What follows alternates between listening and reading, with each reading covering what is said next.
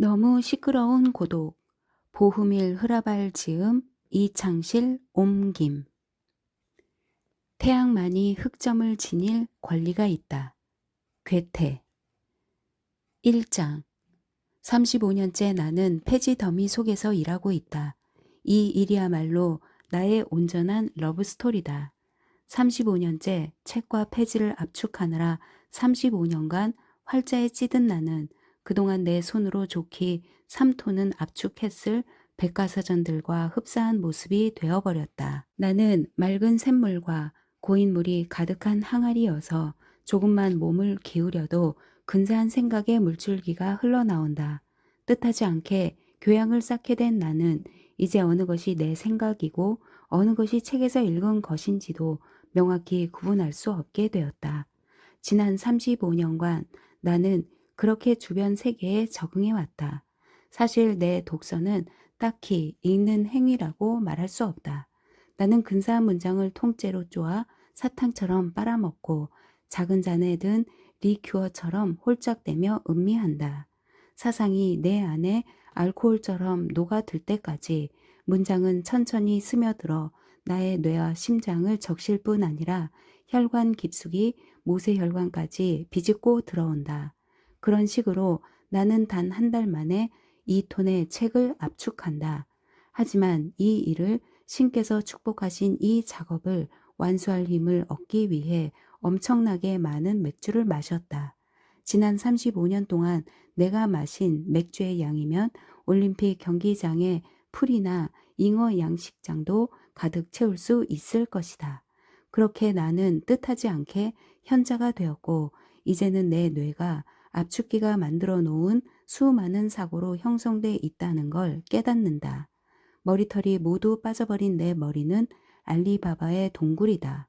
모든 사고가 오로지 인간의 기억 속에만 각인되어 있던 시절은 지금보다 훨씬 근사했을 것이다. 그 시절엔 책을 압축하는 대신 인간의 머리를 짜내야 했겠지. 하지만 그래봐야 부질없는 건 진정한 생각들은 바깥에서 오기 때문이다. 그것들은 국수 그릇처럼 여기 우리 곁에 놓여 있다. 세상의 종교 재판관들이 책을 태우는 것도 헛일이다. 가치 있는 무언가가 담긴 책이라면 분자의 화염 속에서도 조용한 웃음소리가 들려온다. 진정한 책이라면 어김없이 자신을 넘어서는 다른 무언가를 가리킬 것이다. 언젠가 작은 계산기를 산 일이 있다. 사칙 연산이 가능한 손지갑만한 기계였다. 나는 용기를 내어 드라이버로 계산기 뒷판을 열어보고는 기쁨의 전율을 느꼈다. 놀랍게도 거기에는 책 10쪽 두께의 우표만한 소형 금속판 하나, 그리고 수학의 변분을 담은 공기 외에는 아무것도 없었다.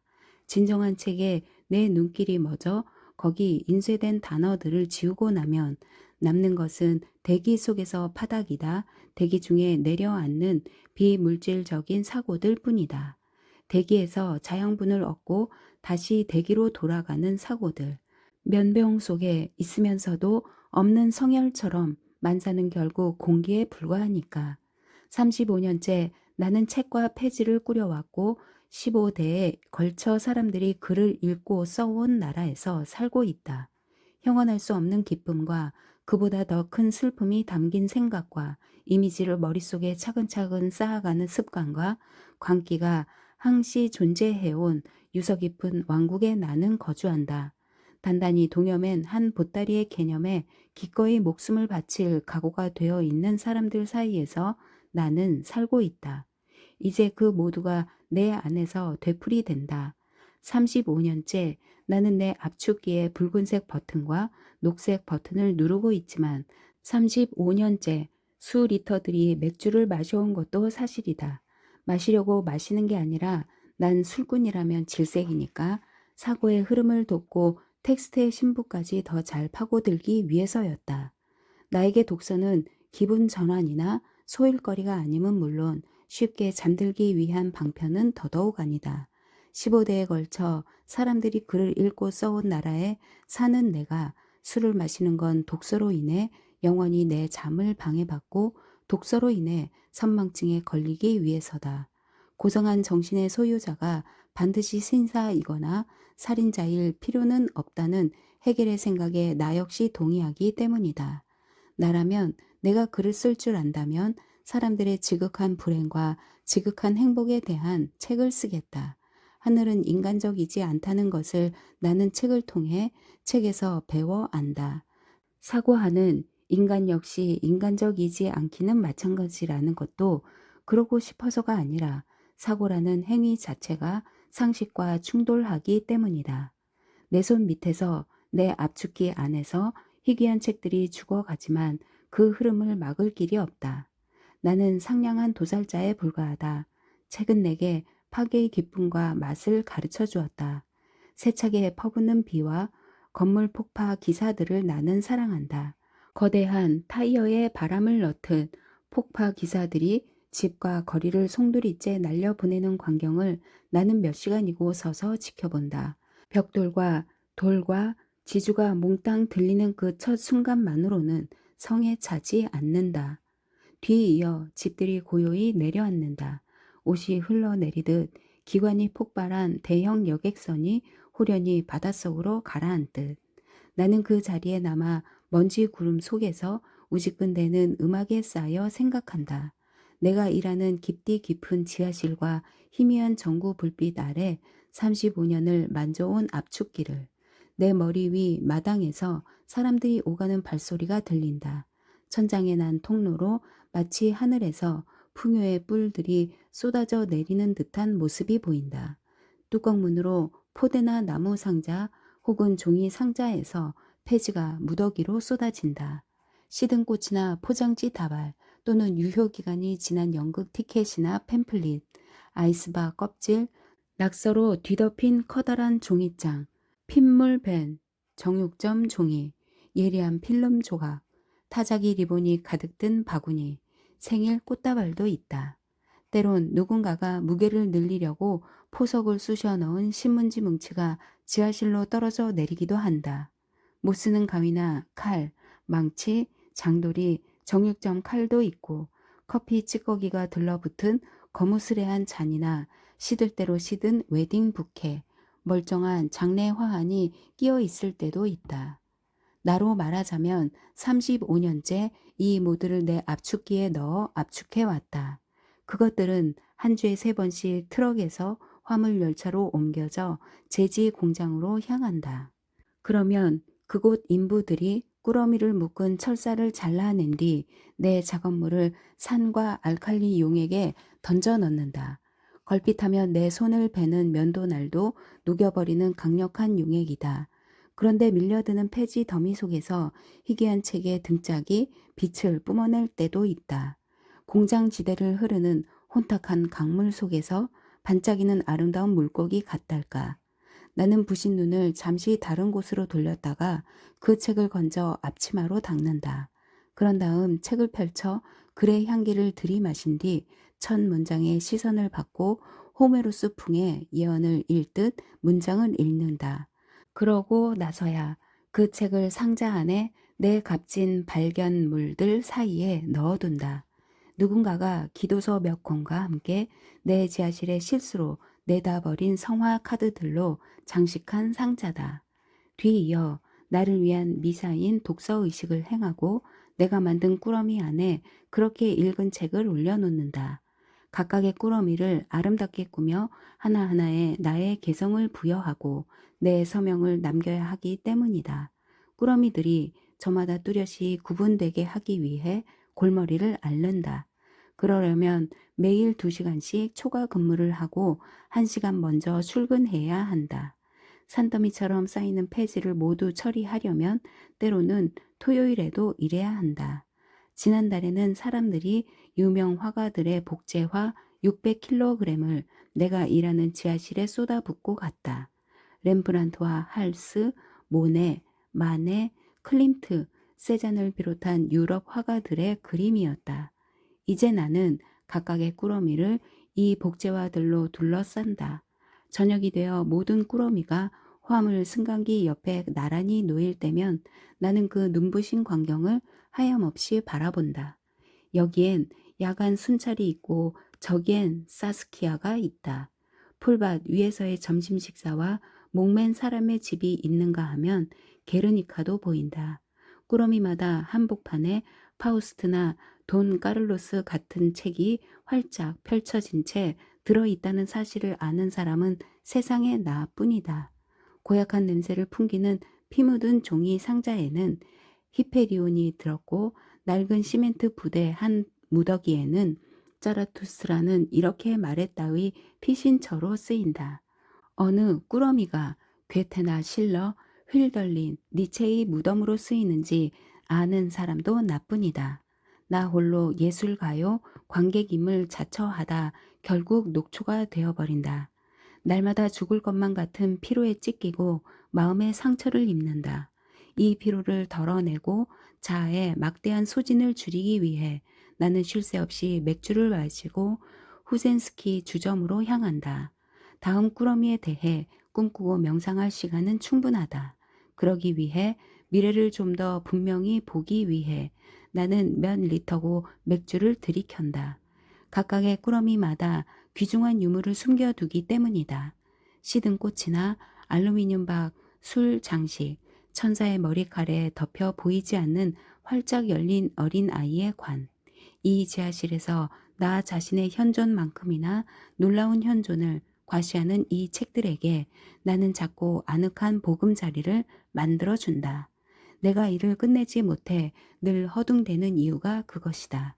종이 더미가 산처럼 쌓여 지하실 천장의 뚜껑 문까지 막아버리는 지경에 이르는 것도 그 때문이다. 결국 공경에 처한 소장이 이따금 갈퀴로 폐지 사이에 길을 내고는 화가 나 벌개진 얼굴을 뚜껑문 안으로 들이밀며 나를 부르는 것도 그 때문이다. 한티야, 거기 있나? 맙소사, 책에 한눈 팔지 말고 좀 움직여봐. 마당이 종이로 뒤덮였는데 자네 밑에서 바보 같은 짓거리에나 빠져 있긴가? 그러면 종이더미 발치에 있던 나는 손에 책을 든 채 수풀 속에 숨은 아담처럼 몸을 잔뜩 움츠리고 겁에 질린 시선으로 낯선 주변 세계를 둘러본다. 한번 책에 빠지면 완전히 다른 세계에 책 속에 있기 때문이다. 놀라운 일이지만 고백하지 않을 수 없는 것이 그 순간 나는 내 꿈속에 더 아름다운 세계로 떠나 진실 한복판에 가 닿게 된다. 날이면 날마다 하루에도 10번씩 나 자신으로부터 그렇게 멀리 떠날 수 있다는 사실이 신기할 따름이다. 그렇게 나는 스스로에게 소외된 이방인이 되어 묵묵히 집으로 돌아온다. 그날 찾아낸 수많은 책들, 내 가방 속에 든 책들 생각에 골몰의 길을 걷는다. 전차와 자동차와 보행자들을 피해 가면서 녹색등이 켜지면 기계적으로 길을 건넌다. 행인이나 가로등과 부딪히는 일도 없이 걸어간다. 몸에서 맥주와 오물 냄새가 나도 내 얼굴에 미소가 떠오르는 건 가방에 책들이 들었기 때문이다. 저녁이면 내가 아직 모르는 나 자신에 대해 일깨워줄 책들, 시끌벅적한 거리를 걸으면서도 빨간불에 길을 건너는 법이 없다. 의식의 문턱에서 반쯤 졸며 무의식적으로 발길을 옮긴다. 그날 하루 압축한 꾸러미들의 모습이 내 안에서 서서히 쓰러져 갈 때면 내 몸이 바스러진 채 꾸러미처럼 여겨진다. 내 안에서 한 줄기 불꽃이 온숙이나 증기 은결기의 불꽃과도 흡사한 작은 불꽃이 타오르는 것 같다. 작업을 하면서 어쩌다 읽게 된 책들, 그 안에 든 사고의 기름으로 내가 날마다 영원한 야등을 밝히는 책들을 이제 집으로 가져간다. 그렇게 나는 집으로 돌아온다. 불타는 집, 화염에 쌓인 외양간을 닮은 모습으로 죽어가는 장작의 소산인 이 불에서 생명의 빛이 솟구친다. 가혹한 고통이 재에 섞여 남는다. 35년째 압축기로 폐지를 압축해 왔지만 5년 후면 나도 내 기계와 함께 은퇴한다. 하지만 이 기계를 포기하지는 않을 것이다. 그러려고 나는 저금을 하고 있고 저금 통장까지 가지고 있다. 우리는 함께 은퇴할 것이다. 회사로부터 이 압축기를 사들여 집으로 가져와 외삼촌의 집 정원 한 구석 나무 밑 어딘가에 놓아두고 거기서 하루에 한 꾸러미씩만 꾸릴 것이다. 정말 근사한 꾸러미가 되겠지. 열꾸러미만큼의 힘을 지닌 하나의 조각상, 한 점의 예술 작품이 될 것이다. 그 안에 나는 젊은 시절에 품었던 내 모든 환상과 지식, 지난 35년간 배운 것들을 모조리 담아둘 것이다. 그때야말로 매 순간 영감을 받으며 일할 수 있을 테지. 집에 있는 3톤의 책들에서 골라 만든 꾸러미, 사전에 긴긴 명상을 거쳐 완성한 부끄럽지 않은 꾸러미일 것이다. 게다가 압축통에 책들과 폐지를 넣을 때 나는 그 안에 반짝이 가루와 색종이 조각을 뿌릴 것이다. 최종적인 압착이 있기 전 아름다움이 창조되는 순간이다. 하루에 하나씩 새로운 꾸러미를 만들어 1년 뒤에는 정원에서 전시회를 열 테고 그곳을 찾은 방문객들도 내 감독 아래 저마다 자신들의 꾸러미를 만들 수 있을 것이다. 그러고 나서 녹색 신호가 들어오면 압축기가 세차게 가동하며 어마어마한 힘으로 폐지를 짓이겨 놓겠지. 책들과 꽃들이 그리고 방문객들 틈에 묻어온 온갖 찌꺼기가 장식물처럼 더해질 것이다. 그 광경을 보면서 예민한 이들은 내 압축기 속에서 스스로가 압축되는 듯한 기분에 사로잡힐지도. 이제 나는 집으로 돌아와 어슴푸레한 여명 속에 고개를 푹 수그린 채 의자에 앉아 있다. 무릎을 스치는 축축한 내 입술이 느껴진다. 그런 식으로만 나는 잠들 수 있다. 그렇게 자정까지 몸을 웅크린 채 있기도 한다. 잠에서 깨어 머리를 들면 바지의 무릎 부위가 침에 축축이 젖어 있다. 단단히 사리고 또아리를 튼 내 몸은 겨울철에 새끼 고양이나 흔들 의자 나무틀 같다. 한 번도 진짜로 버림받아본 기억이 없는지라 그렇게 나 자신을 방기하는 호사를 누릴 수 있다. 내가 혼자인 건 오로지 생각들로 조밀하게 채워진 고독 속에 살기 위해서다. 어찌 보면 나는 영원과 무한을 추구하는 돈키호테다. 영원과 무한도 나 같은 사람들은 당해낼 재간이 없을 테지. 2장 35년째 나는 폐지를 압축하고 있다. 그간 내가 일하는 지하실 안으로 근사한 책들이 무수히 쏟아져 내렸으니 집에 헛간이 3개라 해도 전부 가득 찼을 것이다.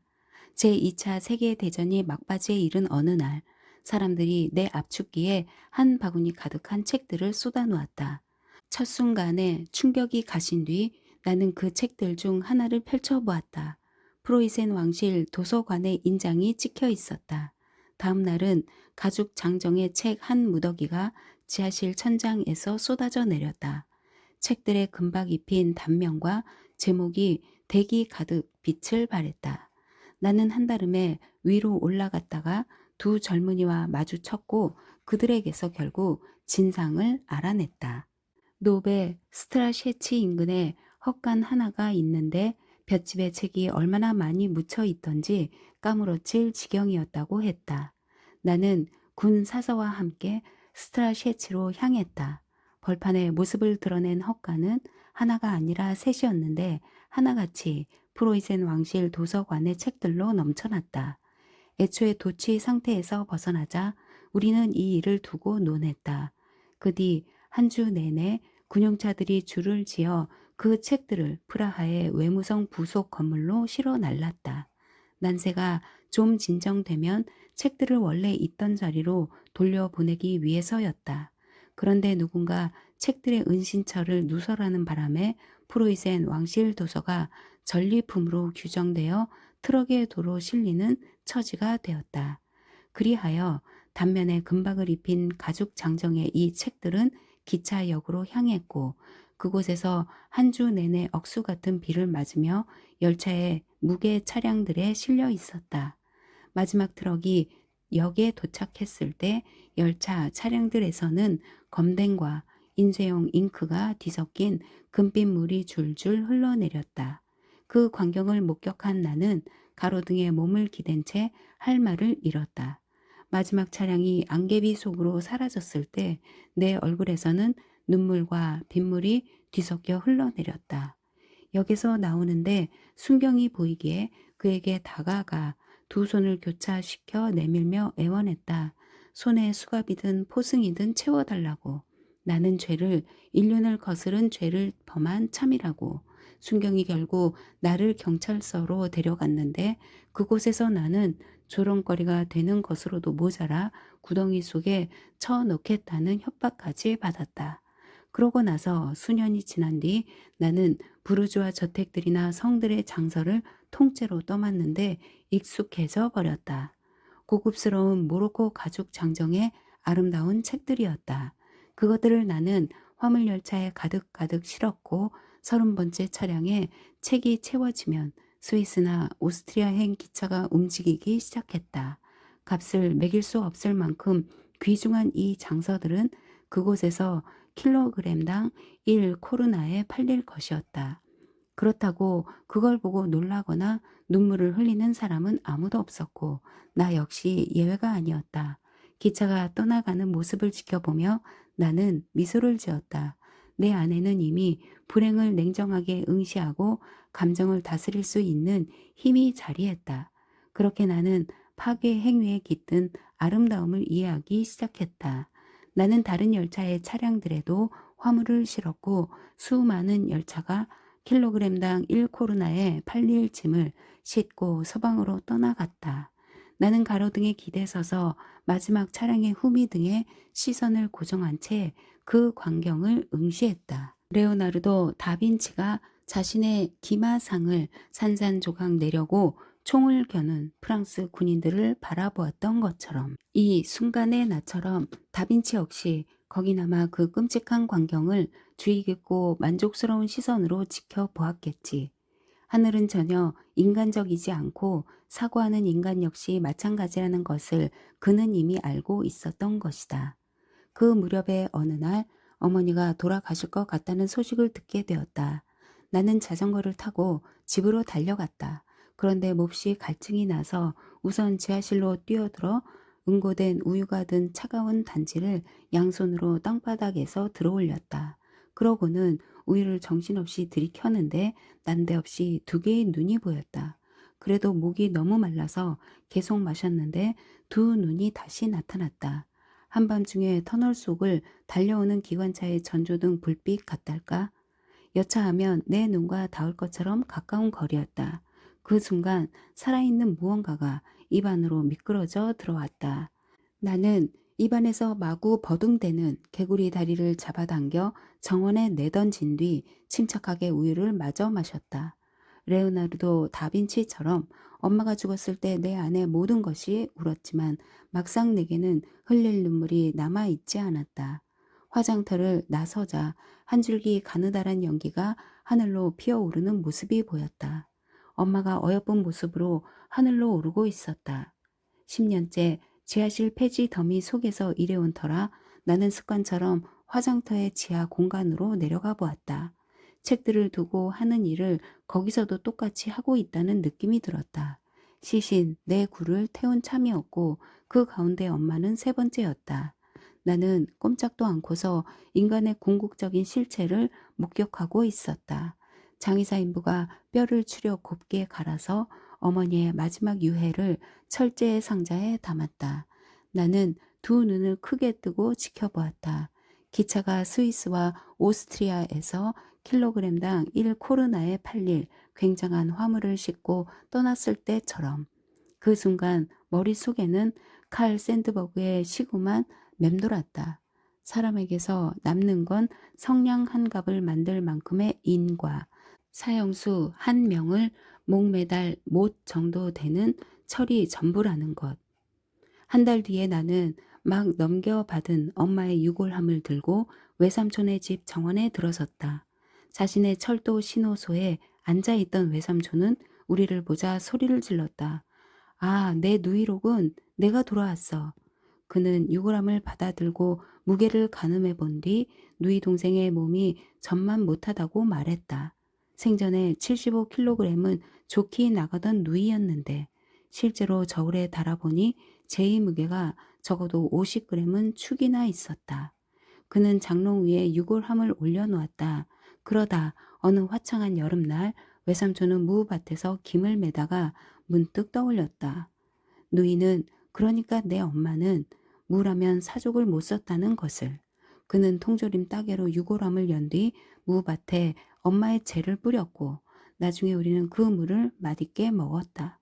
그 무렵 압축기로 책들을 압축하노라면 덜컹대는 고철의 소음 속에서 20기압의 힘으로 그것들을 짓이기고 있노라면 인간의 뼈조각 소리가 들리곤 했다. 마치 고전 작품들의 뼈와 해골을 압축기에 넣고 갈아댄다고나 할까? 탈무드의 구절들이 딱 들어맞는다는 느낌이었다. 우리는 올리브 열매와 흡사해서 짓눌리고 쥐어짜인 뒤에야 최상의 자신을 내놓는다. 나는 꾸러미를 만들어 하나하나 철사로 동여맨 뒤 최대한 단단히 조인다. 책들은 어떻게든 굴레에서 벗어나려 해보지만 철사를 이길 수는 없다. 그럴 때면 장터에서 보곤 하는 가슴을 부풀려 몸의 사슬을 터뜨리는 힘센 장사의 모습이 떠오른다. 하지만 내 꾸러미는 철사에 감겨 옴짝달싹 못하고 그러다가 꾸러미 속의 모든 게 잠잠해진다. 유골함 속처럼 그러면 나는 앞서 승복한 동료들 곁으로 그를 데려와 그의 몸을 장식한 복제화가 잘 보이도록 놓아둔다. 그 주에 나는 렘브란트 판 레인의 복제화 100여 점을 찾아냈다. 얼굴이 흐물흐물한 늙은 예술가의 동일한 자화상 100여 점. 예술과 술의 인도를 받아 영혼의 문턱까지 다다른 남자의 모습이다. 밖에 있는 누군가의 손에 밀려 마지막 문이 열리는 광경이 벌써 보인다. 내 얼굴 역시 부푼 페이스트리 반죽이나 물기가 배어나고 곰팡이가 쓴 벽, 꼴이 되었고 백치 같은 미소가 떠올라 있다. 나 역시 인간사의 감춰진 면모를 보기 시작한다. 그렇게 요즘 내 꾸러미들은 노인이 된 렘브란트 판 레인의 자화상으로 쌓여 있다. 그런데 압축기의 아가리에 폐지와 펼친 책들을 쑤셔 넣으면서 미처 깨닫지 못하다가 처음으로 내 눈길이 멈은 것이 있었다. 생쥐 가족과 그들의 보금자리가 통째로 압축되고 있었던 것이다. 눈먼 새끼 쥐들을 선두로 해서 새끼들을 움켜잡고 놓지 않는 어미 쥐들도 함께 쓸모없는 서류와 문학작품의 운명에 동참하고 있었다. 이런 지하실에 이토록 많은 생쥐들이 살고 있을 줄이야. 200, 아니 500마리나 될지 모르는 작고 다정한 이 짐승들 대부분은 반쯤 장님이다. 나와 공통점이 있다면 그들 역시 글자를 먹고 살며 모로코 가죽 장정에 괴테와 실러를 선호한다는 것. 그렇게 내 지하실은 언제나 사각대며 갉아먹는 소리와 눈짓으로 가득하다. 새끼 고양이처럼 장난기 넘치는 녀석들인지라 내 압축기 언저리로 기어오르는가 하면 롤러 위에서 종종 걸음을 치기도 한다. 그러다 녹색 신호가 들어와 기계가 작동하면 그들은 절망적인 상황에 처하게 되고 찍찍대는 소리도 잦아든다. 그 순간 녀석들의 형체들은 심각해져 작은 뒷발로 선 채 정말 이상한 소리야 라고 말하려는 듯 귀 기울인다. 하지만 이내 모든 걸 잊고 다시 책을 갉아먹기 시작한다. 제대로 발효된 치즈나 잘 익은 포도주처럼 녀석들은 낡은 책일수록 더 좋아한다. 이제 내 삶은 이 작은 생쥐들과 떼어놓을 수 없게 되었다. 저녁마다 나는 폐지 더미에 호스를 갖다 대고 지하실을 물바다로 만드는데 그 바람에 생쥐들도 흠뻑 젖는다. 생쥐들은 그렇게 물벼락을 맞고 바닥에 찰싹 달라붙어서도 유쾌함을 잃지 않으며 심지어 그 순간을 고대하기까지 한다. 그들의 은신처인 종이 더미 속에서 몇 시간이고 자신들의 몸을 핥고 덮이기 위해서다. 이따금 나는 그들을 통제하지 못하고 깊은 상념에 잠긴 채로 맥주를 마시러 가서는 카운터 앞에 앉아 부질없는 공상에 빠져들곤 한다. 그러다 값을 치르려고 외투를 열면 이런 생쥐 한 마리가 카운터로 튀어오른다. 그래도 바지 속에서 2마리나 나온 건 아니라서 다행이지만 그런 일이 일어나지 말라는 법도 없다. 여 종업원들은 혼비백산에 의자 위로 뛰어오르고 미친 사람처럼 소리를 질러대며 귀를 틀어막는다. 그러면 나는 미소를 짓고 손을 흔들어 보이고는 자리를 뜬다. 다음 꾸러미에 대한 생각으로 가득 차서. 35년째 나는 내 꾸러미들을 절망적인 상황으로 몰아넣어 왔다. 내 압축기와 함께 은퇴할 날만을 기다리며 여러 해, 여러 달, 여러 날을 머릿속에서 삭제해 버린다. 그리고 날마다 가방 속에 책을 챙겨와 내 집에 정리해 둔다. 홀레쇼 빛의 거리 3층에 있는 내 거처는 책들로 넘쳐난다. 저장실과 창고는 물론 화장실에도 책이 가득하고 찬장도 마찬가지다. 주방은 창문과 화덕으로 이어지는 통로로만 겨우 다닐 수 있고 화장실엔 비집고 앉을 자리만 남아있다. 변기 위로 150cm 높이의 번듯한 나무 선반을 쌓아 넣어 책들을 천장까지 쌓아둔 것이다. 단 한 차례의 경솔한 몸짓이나 부적절한 동작, 미미한 접촉도 금물이다. 몸이 기둥에 부딪히는 순간 500kg은 나가는 책들이 머리 위로 떨어져 나를 바지가 내려진 채로 짓이겨 놓고 말 테니까. 단 한 권도 더는 올려둘 수 없는 상태에 이르러서야 내 방의 침대 둘을 합쳐 그 위로 관뚜껑처럼 닫힌 형태의 선반을 짜 넣었고 거기에 지난 35년 동안 찾아낸 2톤의 책을 쌓아두었다. 잠이 들면 끔찍한 악몽처럼 나를 짓눌러 오는 책들이다. 나는 잠결에 돌아 눕거나 잠꼬대를 하거나 몸을 뒤척이다가 책들이 미끄러져 내리는 소리에 질겁하곤 한다. 몸이 살짝 스치거나 소리만 질러도 눈사태처럼 책들이 선반에서 와루루 떨어져 나를 덮칠 것이다. 풍요의 뿔에 담겨 있던 희귀한 책들이 쏟아져 내려 나를 한 마리 이처럼 뭉개놓고 말 것이다. 내가 날마다 짓뭉개는 무고한 생쥐들의 원한을 갚기 위해 책들이 공모를 하는 게 아닌가 싶을 때도 종종 있다. 악행은 반드시 대가를 치르는 법이니까. 수 킬로미터 되는 책들의 청계 아래 몽롱한 상태로 누워 위를 바라보고 있으면 불쾌하기 짝이 없는 이런저런 일들이 떠올라 공포에 사로잡히곤 한다. 개 중에는 어떤 밀렵 감시인과 관련된 일도 있다. 족제비 한 마리를 잡아 자신의 뒤집힌 소매 속에 넣어두었던 이 납자는 닭들을 먹어치운 녀석에게 즉석에서 응분의 죽음을 반기는 대신 머리에 못을 박은 뒤 놓아주었다. 녀석은 마당에서 소리를 지르며 날뛰다 죽었다. 그런데 그 일이 있고 1년 뒤 남자의 아들이 콘크리트 믹서 위에서 작업을 하다가 감전당해 죽었다. 어제는 한 산림 감시원의 일이 문득 떠오르기도 했다. 그는 총알을 아끼려고 고슴도치를 보는 족족 뾰족한 꼬챙이에다 꿰어댔는데 그러다 어느 날 간암에 걸려 3달 만에 목숨을 잃었다. 뱃속엔 종양이, 머릿속엔 공포가 자리 잡은 채로. 이런 생각을 하면 다리가 후들거린다. 책들이 내게 방귀를 들고 공모를 해대는 소리가 들리는 것 같아 정신의 균형이 깨져버린다. 책들이 우선 나를 모기처럼 짓이겨 놓겠지. 그런 다음은 샤프트 속을 오르내리는 승강기처럼 곧장 마룻바닥을 뚫고 지하실까지 떨어질 것이다. 그런 무시무시한 광경이 상상되면 나는 차라리 창가 의자에 앉은 채로 잠드는 편을 택한다. 운명은 피해갈 수 없는 것인가 보다. 내 지하 작업실에서는 책들을 비롯해 병이나 잉크 스탠드, 스테이플러가 머리 위로 떨어져 내리고 집에서도 매일 저녁 책들이 머리 위로 떨어져 내 목숨을 앗아가거나 중상이라도 입히려고 호시탐탐 기회를 누리니 말이다. 화장실과 침실 천장에 나 자신이 걸어둔 다모클레스의 검이다.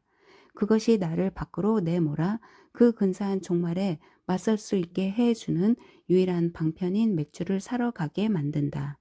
매주 한 번씩 나는 외삼촌 집에 들러 넓은 정원을 둘러보며 은퇴한 다음에 내 압축기를 갖다 둘 자리를 찾는다. 저금을 해서 은퇴 뒤에 내 압축기를 가져오자는 생각을 해낸 건 내가 아니라 외삼촌이다. 40년을 철도원으로 일하며 건널목 차단기를 올리거나 내리며 선로 변경을 책임졌던 사람. 40년 동안 나처럼 일이 유일한 기쁨이었던지라 은퇴한 후에도 그 일 없이는 살 수 없게 된 사람이다. 외삼촌은 국경지대의 한 폐쇄된 역에서 낡은 선로 변경 장치를 사들여 자기 집 정원에 설치했다.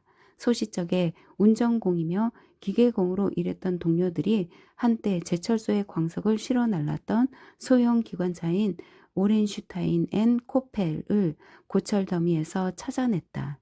동료들은 그 레일과 광차 세대까지 찾아내 외산촌 집 오래된 정원의 나무들 사이에다 선로를 만들었다. 그렇게 해서 토요일과 일요일에는 엔진이 달궈진 기관차가 출발했다. 오후에는 아이들이 탔고 저녁이 되면 누구 할 것 없이 기관차에 올라 비좁은 객차 안에서 선체로 노래를 부르고 맥주를 마시며 얼근히 취해 정원을 돌았다. 강의 신 닐루스의 조각상처럼 보이는 기관차였다. 작은 잎상들이 점점이 박힌 누운 아도니스의 형상을 한. 언젠가 나와 내 압축기가 머무를 장소를 찾기 위해 외삼촌을 보러 간 적이 있었다. 밤이 되자 환하게 불을 밝힌 기관차가 오래된 과일 나무들 사이로 방향을 틀며 질주했다. 선로 변경 통제실에 앉은 외삼촌 역시 자신의 기관차 못지않게 몸이 달아올라 부지런히 레버를 움직였고 큼직한 알루미늄 컵이 사방에서 빛을 발했다. 나는 아이들과 은퇴한 노인들의 고함 소리와 환호성을 들으며 걸어갔다. 그러나 와서 합류하라고 부르는 사람도 한잔하고 싶은지 내게 묻는 사람도 없었다. 모두가 자신들의 놀이에 빠져 어리나가 있었다. 놀이라고 해봐야 그들이 평생토록 애정을 쏟았던 일의 반복에 불과했지만 나는 카인처럼 이마에 표적을 지닌 채 걸어 다녔다. 그렇게 1시간가량 어슬렁거리다가 그곳을 떠나며 뒤를 돌아보았다. 누군가 나를 불러줄 수도 있었으련만 아무도 그렇지 않았다. 문을 나서면서 나는 또 한번 뒤돌아보았다.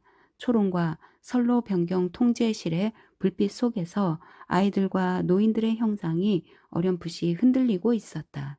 기관차가 타원형 선로 위에서 휘파람 소리를 내며 움직이기 시작했다. 덜컹대는 객차에 사람들을 태우고 또 한 차례 유람을 시작할 판이었다. 크랭크 오르간에서 흐르는 변함없이 똑같은 노래 같았다. 너무 아름다워서 죽을 때까지 다른 것에는 귀 기울일 수 없게 만드는 선율이랄까. 그래도 문가에서 있으려니 외삼촌이 나를 보고 있다는 걸 알 수 있었다. 외삼촌은 줄곧 나를 보고 있었고 내가 나무들 사이에서 갈 곳 몰라 할 때도 예외는 아니었다. 그는 조종 장치에서 손을 들어 묘한 몸짓으로 그저 대기를 진동시키려는 듯 손가락을 흔들어 보였다. 나도 어둠 속에서 그의 인사에 답했다. 서로 엇갈리는 방향으로 떠나는 두 열차에 탄 두 사람이 서로에게 작별 인사를 고하는 모습이랄까. 변두리 구역으로 돌아온 나는 그곳에서 소시지 하나를 샀다가 깜짝 놀랄 일을 겪었다. 소시지를 입으로 가져갈 필요도 없이 그저 턱을 내리기만 해도 소시지가 내 뜨거운 입술에 와 닿는 게 느껴졌다. 소시지를 내 허리 높이에 잡고 있었는데 말이다. 나는 바닥을 내려다보고 경악했다. 소시지 한쪽 끝이 신발에 닿을락말락했다. 양손으로 잡고 보면 그저 보통 크기의 소시지였다. 결국 내 키가 줄어들었다는 결론을 내릴 수밖에 없었다. 지난 몇 년 사이에 내 몸이 찌부러진 거다. 집으로 돌아온 나는 주방 문틀을 가린 100여 권의 책을 치웠다. 내 키를 날짜와 함께 잉크로 표시해둔 문틀이었다. 문설주에 등을 붙이고 책을 갖다 대어 키를 잰 뒤 돌아서 선을 그었다. 8년 새에 9cm가 줄었다는 걸 맨눈으로 보아도 알 수 있었다. 침대 위로 솟은 책들의 청개를 올려다본 순간 나는 알아차렸다. 2톤짜리 닷집이 불러일으키는 상상의 무게에 짓눌려 내 몸이 구부정해진 것이다. 3장 45년 동안 나는 폐지를 압축해왔다. 내게 선택권이 다시 주어진다 해도 다른 일을 할 생각은 추호도 없다. 그래도 석 달에 한 번쯤은 내 일에 대한 소신에도 변화가 닥쳐 내 지하실이 혐오스러워지곤 한다. 소장의 불평과 잔소리가 머릿속에서 윙윙대는가 하면 마치 확성기에 대고 악을 써대는 것처럼 귓속에서 맴돈다. 그렇게 내 지하실도 지옥이나 다름없는 불쾌한 공간이 되어버린다. 축축하고 곰팡내 나는 종이 더미가 작업장 한 마당을 완전히 점거하고 제대로 발효하기 시작해 그 옆에 있으면 차라리 두엄 냄새가 달콤하게 느껴질 정도다. 더러운 물 및 개흙 속에서 썩어가는 그루터기 위로 도깨비 불이 어른거리듯이 깊디 깊은 이 지하 공간에서 부패해가는 늪지 표면으로 작은 기포들이 떠오른다. 그러면 나는 그곳에서도 내 압축에서도 벗어나야 한다. 그렇다고 야외로 나가는 건 아니다. 나는 이제 신선한 공기를 견딜 수 없게 되었으니까. 신선한 공기를 쐬면 숨이 막히고 기침이 나며 아바나산 시가 연기를 삼킨 것처럼 목이 맨다. 소장이 소리 지르고 양손을 비틀며 협박해 대도 나는 내 지하실을 빠져나와 발길 닿는 대로 다른 지하 세계들을 찾아간다. 그 중에서도 중앙난방 제어실에서 일하는 동료들을 보러 가는 게 가장 즐겁다. 개들이 계집에 매여 있듯이 일에 매여 있는 고등교육을 받은 사람들이다. 그들은 일을 통해 배운 것들을 가지고 동시대 역사를, 그러니까 일종의 사회학적인 앙케트를 쓴다. 극빈층이 점점 줄고 있다는 것과 하층 노동자들이 교육을 받게 된 한편으로 대학 졸업자들이 이 노동자들을 대체하고 있다는 것도 그곳에서 알게 되었다. 어쨌거나 나의 가장 절친한 친구는 단연 하수구 청소부들이다. 아카데미 회원이었던 두 사람은 프라하의 하수구와 시궁창에 대한 책을 쓴다. 포드바바 하수 처리장으로 흘러드는 배설물이 일요일과 월요일에는 파년이 다르다는 걸 내게 가르쳐 준 것도 그들이다. 요일별로 콘돔 배출량에 따른 배설물의 유량을 그래프로 작성해 볼 수도 있다는 것이다. 그뿐만 아니라 어느 동네 사람들이 성생활을 가장 많이 하는지 또 적게 하는지도 확인할 수 있다고 했다.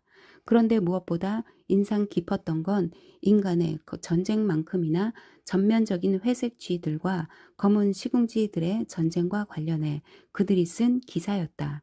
그 전쟁 중 하나가 회색 쥐들의 완벽한 승리로 막을 내린 참이었다.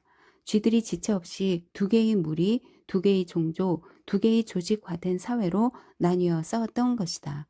프라하의 하수구와 시궁창에서는 쥐들이 생사를 건 대전쟁을 벌이는데 승리하는 쪽이 포드바바까지 흘러가는 배설물과 오물을 전부 차지하게 된다.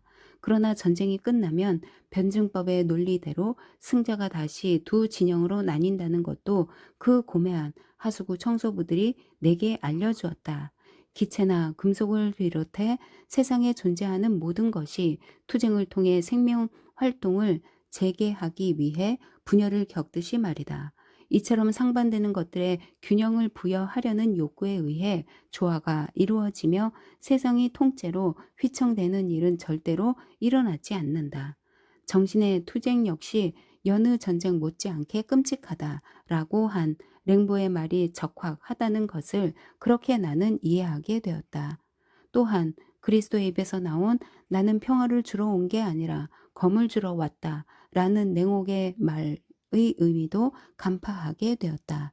어쨌거나 지하실과 하수구 혹은 시궁창이나 하수 처리장을 방문하고 올 때면 나는 언제나 마음의 안정을 느꼈다. 뜻하지 않게 교양을 쌓은 내가 해겔에게서 배운 것들을 생각하면 전율하지 않을 수 없었다. 세상에서 단 한 가지 소름 끼치는 일은 굳고 경직되어 빈사 상태에 놓이는 것인 반면 개인을 비롯한 인간 사회가 투쟁을 통해 젊어지고 삶의 권리를 획득하는 것이야말로 단 한 가지 기뻐할 일이라는 사실 말이다. 프라하 거리를 정처 없이 걸어 내가 일하는 지하실로 돌아가노라면 내 시선이 X선처럼 보도를 뚫고 하수구까지 가 닿는다. 쥐들의 참모부가 군대를 조종하는 곳, 장군들이 무전기를 통해 이런저런 전선의 교전을 강화하라고 명령을 내리는 곳이다. 그들의 뾰족한 이빨이 딱딱 마주치는 소리가 발 밑에서 들린다. 영원히 건설 중인 저 음울한 세계에 생각이 미친다. 그렇게 시궁창을 철벅이며 걷다가 눈물이 가득 고인 눈으로 하늘을 올려다보면 이제껏 한 번도 보거나 깨닫지 못했던 것이 불쑥 시야에 들어온다. 공공 건물들과 아파트들의 정면과 박공이 괴테나 헤겔이 꿈꾸었던 모든 것과 내 모든 갈망을 거울처럼 비추고 있는 것이다.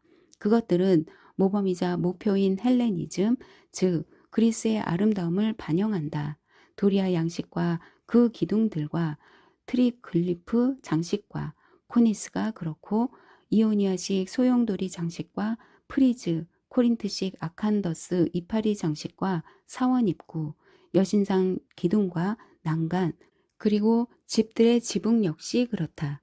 이 그리스를 나는 프라하의 외곽 지대에서 벌거벗은 남녀와 이국적인 식물군으로 장식된 평범한 집들의 문과 창문에서도 발견한다. 그렇게 걸어가노라니 대학을 나온 한 운전기사의 말이 떠올랐다. 동유럽은 프라하의 문전에서 시작되는 게 아니라 오스트리아의 고전적인 옛 역사가 더는 보이지 않는 곳에서 시작된다고.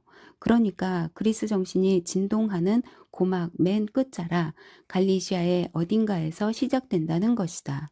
프라하의 경우 건물들의 정면이나 주민들의 머릿속이 그리스 정신으로 넘쳐난다면 그건 오로지 수많은 체코인들의 뇌를 그리스와 로마로 가득 채우는 인문고등학교와 문과대학이 존재하기 때문이다.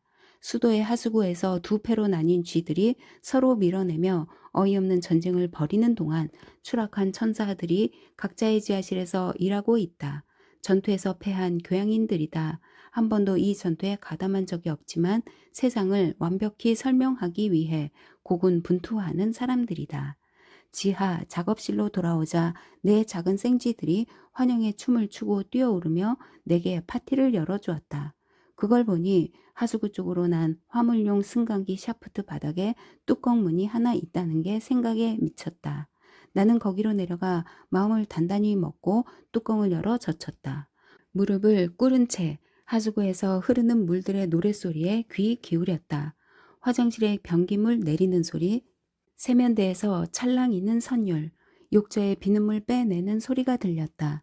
잇따라 희미한 파도 소리가 들리는 것 같기도 했다.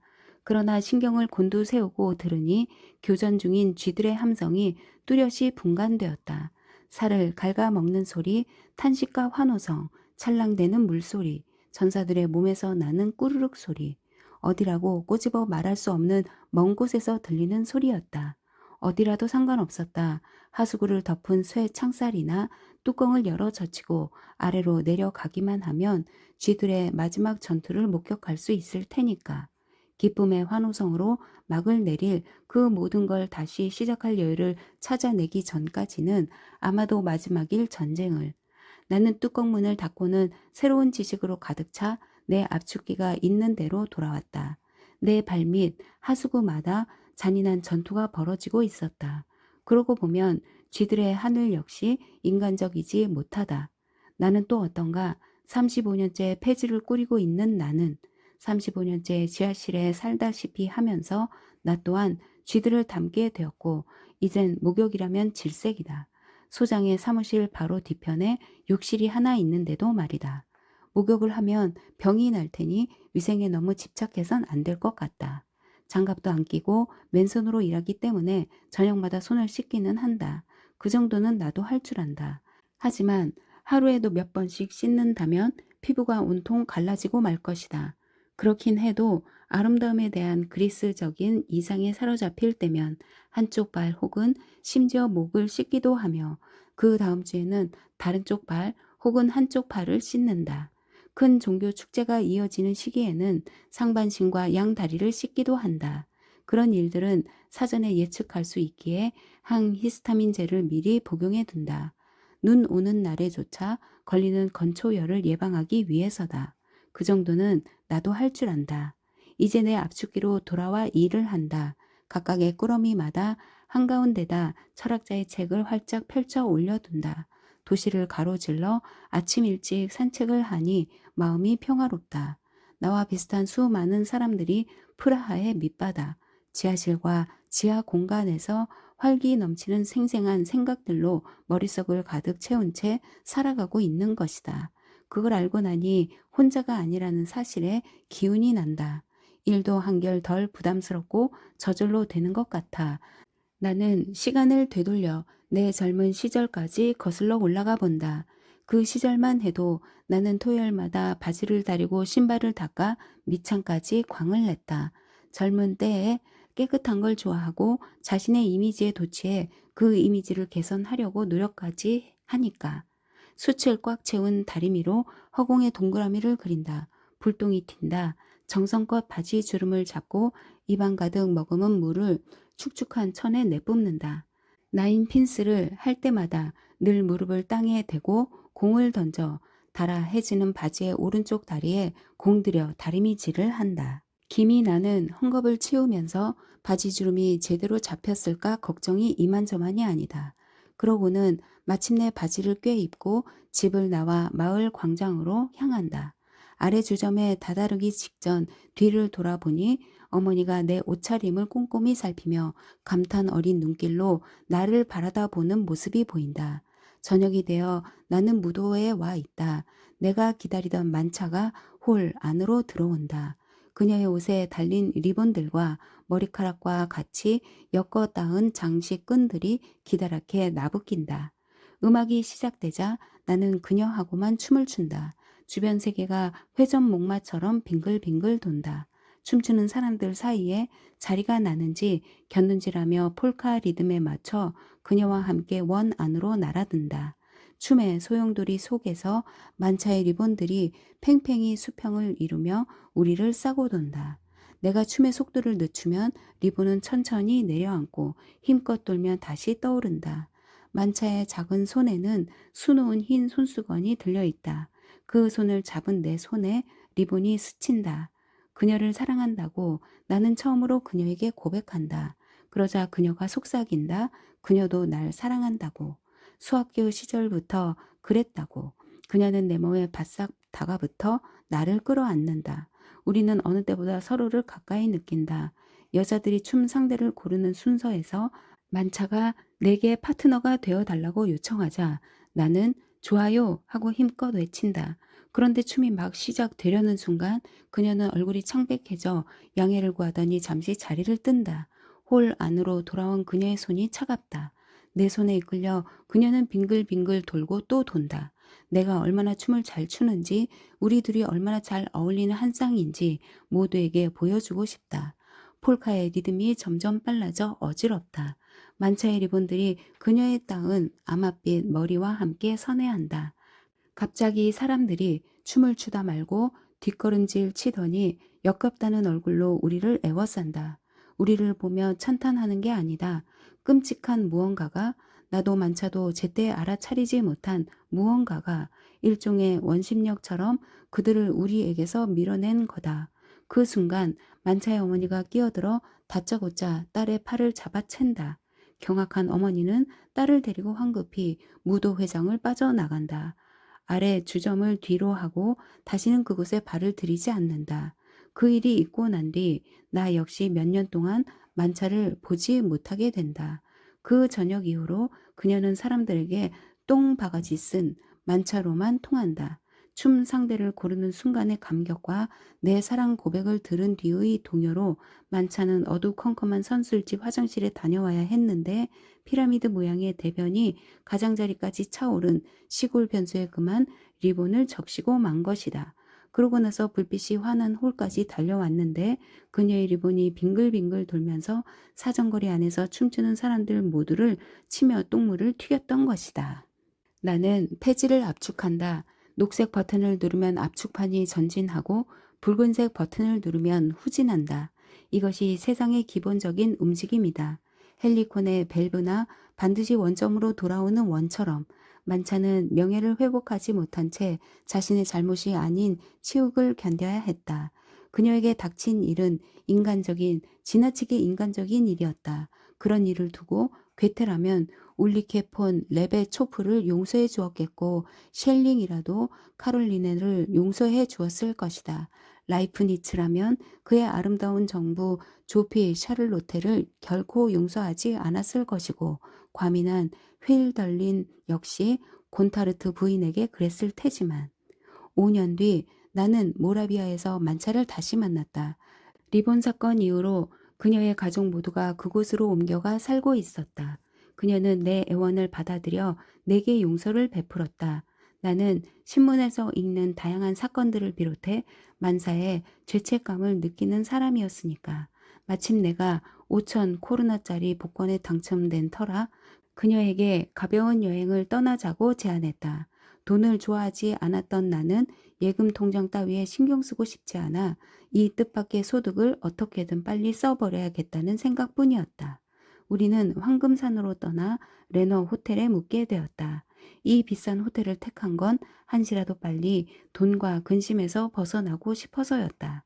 만차를 두고 호텔 투숙객들은 하나같이 나를 부러워했고 저녁마다 그녀를 가로채 가지 못해 안달이었는데 그 중에서도 사업가인 이나가 가장 악착스러웠다. 나는 행복했고 돈을 물 쓰듯 썼다. 우리는 무엇 하나 부족한 게 없었다. 때는 2월 말이었고 태양이 밝게 빛났다. 구릿빛으로 그을린 만차도 가슴이 훤히 드러나는 민소매 셔츠 차림으로 다른 사람들처럼 반짝이는 산비탈을 따라 스키를 탔다. 내가 꼬냑을 홀짝이는 동안 남자들이 쉴 새 없이 그녀 주위를 맴돌았다. 점심 식사 전에는 모두가 호텔 테라스로 나와 일렬로 길게 늘어선 의자에 몸을 묻고 햇볕에 몸을 그을렸다. 30개의 작은 탁자에는 기분을 북돋워주는 아페리티프와 리큐어가 놓여 있었다. 식사 시간을 알리는 종소리가 마지막으로 울릴 때까지 만차는 스키를 타고 또 탔다. 우리가 체류한 마지막 날이었는지 아니면 그 전날이었는지는 모르겠다. 아무튼 체류 5째 되는 날이었고 내 수중에는 500 코로나 밖에 남아있지 않았다. 구릿빛으로 그을린 아름다운 만차가 스키를 타고 황금산 허리를 내려오는 모습이 보였다. 나는 투숙객들 사이에 앉아 닷새 동안 4천 코로나에 돈을 쓴 걸 자축하면서 사업가 이나 그는 나도 사업가라고 생각했다 와 건배를 하고 있었다. 그때 만차가 앙상한 소나무 뒤로 잠깐 모습을 감추는가 싶더니 다시 나타나 호텔까지 순식간에 미끄러져 내려왔다. 그날따라 날씨가 너무도 화창하고 햇볕이 따스해 빈 의자가 없을 정도여서 호텔 보이들이 의자를 더 내다 둔 참이었다. 나의 만차는 투숙객들이 햇볕에 몸을 그을리고 있는 테라스를 따라 평소처럼 이리저리 오가고 있었다. 사업가 이나의 안목이 정확했다. 그날 만차는 정말이지 멋졌다. 그런데 그녀가 거기에 있던 투숙객 몇 명을 막 지나친 순간 여자들 몇이 돌아보며 웃음을 참는 것이 보였다. 그녀가 내 쪽으로 다가올수록 여자들의 웃음이 더 자지러졌다. 남자들도 뒤로 벌렁 낮아빠지며 신문으로 얼굴을 가린 채 열심히 읽는 척하거나 차라리 눈을 감았다. 마침내 만차가 내 곁을 지나가는 순간 나는 보았다. 그녀가 신은 한쪽 스키, 그러니까 발꿈치 바로 뒤쪽에 큼직한 똥이 얹혀 있는 것을. 야로슬라프 브르흘리츠키의 아름다운 시에도 나오는 문진만큼이나 큰 똥. 나는 대번에 이해했다. 만차의 삶에서 이제 제 2막이 시작되었다는 것을. 명예를 지키지 못하고 치욕을 견뎌야 하리라고 예견된 삶이었다. 사업가 이나는 황금산의 앙상한 소나무 뒤 어딘가에서 만차가 자신의 스키 위에다 무슨 짓을 했는지 알고는 마음이 불편해져서 오후 내내 사지가 마비된 사람 같았다. 만차의 얼굴 또한 붉게 달아올라 목은까지 새빨개졌다. 하늘은 인간적이지 않으며 사고하는 인간 역시 마찬가지다. 나는 폐지 꾸러미를 차례로 압축기에 넣고 압축한다. 꾸러미마다 한복판의 책 한 권이 가장 아름다운 페이지가 펼쳐진 채 놓인다. 나는 압축기 옆에서 일하지만 생각은 만차에게 가 있다. 그날 저녁 꼬냑으로는 더 이상 성에 차지 않았던 우리는 샴페인을 터뜨리며 남은 돈을 몽땅 쏟아부었다. 회중 앞에서 스키에 똥을 씻고 질주했던 만차는 자아 이미지의 손상을 겪은 참이었다. 나는 밤이 새도록 그녀에게 용서를 빌었지만 헛일이었다. 그녀는 도도하게 몸을 세운 채 레너 호텔을 떠났고 그렇게 노자의 말도 실현되었다. 치욕을 겪고 명예를 지킨다는. 그녀 같은 사람이 바로 그 명백한 사례다. 나는 도덕경에 해당 페이지를 펼쳐 희생물을 바치는 사제처럼 지저분한 빵 종이와 시멘트 부대로 꽉 찬 압축통 한복판에 놓아둔다. 녹색 버튼을 누르면 오물들이 모두 움직이기 시작한다. 절망의 기도를 올리기 위해 꽉 맞잡은 양손처럼 내 압축기의 아가리가 도덕경을 분쇄하는 광경을 나는 지켜본다. 그러고 있노라니 먼 과거로 되돌아가 만차의 삶 한 토막과 아름다웠던 내 젊은 시절이 떠오른다. 그 모두의 배후에서 깊디 깊은 땅 및 하수구를 흐르는 더러운 물소리가 들린다. 그곳에서 두 종족으로 나뉜 쥐들이 생사를 건 싸움을 벌이고 있다. 아름다운 하루다. 4장. 어느 날 오후 도살장에서 피 묻은 종이와 상자가 트럭 가득 실려왔다. 도저히 견딜 수 없는 들쩍지근한 냄새가 났다. 졸지에 내 몸은 푸주하네 앞치마처럼 피로 뒤덮였다. 나는 복수를 할 요량으로 첫 번째 꾸러미에 로테르담의 에라스무스가 쓴 우신 예찬을, 두 번째 꾸러미에는 실러의 돈 까를로스를 집어넣었다. 그리고 말씀이 피가 흐르는 육신이 되도록 세 번째 꾸러미에는 프리드리히 니체의 에케 호모를 활짝 펼쳐서 넣어두었다. 무수한 파리떼가 쉴 새 없이 내 주변을 맴돌았다. 푸주 안의 선물인 이 끔찍한 녀석들이 시끄럽게 앵앵대면서 우박알처럼 내 얼굴을 후려쳤다.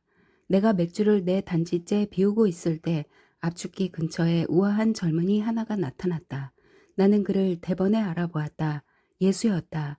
연희 얼굴에 주름이 가득한 노인이 그의 곁으로 와 섰다. 노자가 아니면 누구랴. 한눈에 그라는 것을 알아볼 수 있었다. 둘은 나란히 함께 서 있었고 그 참에 나는 젊은이와 노신사를 비교할 수 있었다. 무수히 많은 푸른 파리들이 사방에서 미친 듯이 날아다녔다. 날개와 몸이 금속성을 내며 소용돌이 무늬에 살아있는 거대한 화폭을 만들어냈다. 얼룩으로 가득한 잭슨 폴록의 커다란 그림들 같았다. 나는 그 둘의 출현을 보고도 놀라지 않았다. 내 조상들 역시 술을 좀 과하게 마셨을 때는 환영을 보았고 동화 속 인물들의 방문을 받곤 했으니까. 내 할아버지는 술집을 차례로 돌다가 물의 요정들을 만났고 증조 할아버지는 리토벨 양조장의 메가 제조소에서 도깨비불과 꼬마 악마와 선녀를 보았다. 뜻하지 않게 교양을 쌓게 된 나에게도 이미 그런 일이 일어났었다. 이 톤의 천개 아래서 잠을 자다가 같은 해 같은 날 태어난 셸링과 헤겔을 본 것이다. 그리고 말을 탄 로테르담의 에라스무스가 내게 바다로 가는 길을 물어온 적도 있었다. 그러니 오늘 내가 좋아하는 그 두 사람이 방문했다고 해서 뭐 그리 놀랄 일도 아니었다. 하지만 그들의 사고를 통찰하는데 그들 각자의 나이를 아는 게 필수 조건임을 깨달은 건 처음이었다. 파리들의 광무, 그 성난 날개짓이 점점 활기를 띠면서 내 작업복도 피로 물들었다. 내가 압축기의 녹색 버튼과 붉은색 버튼을 번갈아 누르는 동안에도 산등성이를 쉬지 않고 오르는 예수의 모습이 보였다. 노자는 이미 산 정상에 올라 있었다. 세상을 바꾸고 싶은 열정적인 젊은이와 체념어린 눈길로 주위를 둘러보는 노인. 삶의 근원으로 회귀함으로써 안감을 두둑히 댄 영혼의 옷이 만들어진다. 예수는 그 기도를 통해 현실을 기적으로 만들려고 한 반면 도덕경의 노자는 순진무구의 지혜에 도달하기 위해 자연 법칙들을 유일한 방편으로 삼았다는 것을 나는 알았다. 나는 피로 칠갑이 된 얼굴로 피 묻은 축축한 종이를 한아름 들어올렸다. 녹색 신호가 들어오자 압축판이 이 끔찍한 종이를 짓눌렀다. 마지막으로 남은 고깃 조각에서 미처 빠져나오지 못한 파리들도 함께. 고기 냄새에 홀딱 빠진 이 푸른 파리들은 원자 안에서 맴도는 중성자와 양자처럼 점점 더 사납게 앵앵대며 들러붙었고 종이가 가득한 압축통 주위에서 빽빽한 광란의 수풀을 형성했다. 청년들과 아름다운 처녀들의 무리에 둘러싸여 빛을 발하는 젊은 예수에게서 나는 눈을 떼지 못한 채 맥주를 단지째 들이켰다. 반면 노자는 홀로 자신에게 어울리는 무덤을 찾고 있었다. 피 묻은 종이에 극도의 압력이 가해지면서 곤죽으로 짓이겨진 파리떼와 뒤섞인 핏방울이 튀는 와중에도 예수는 극한 황홀경에 빠져 있고 노자는 깊은 우수에 젖어 무심하고도 거만한 자세로 압축통 모서리에 몸을 기대고 있었다. 믿음이 가득한 예수가 산 하나를 들어 옮기는 동안 노자는 내 지하실에 불가해한 지성의 그물을 펼쳐놓았다. 예수가 낙관의 소용돌이라면 노자는 출구 없는 원이다. 예수가 극적인 갈등 상황과 싸우고 있다면 노자는 도덕과 관련된 상반되는 요소들에 풀리지 않는 문제를 조용히 명상한다.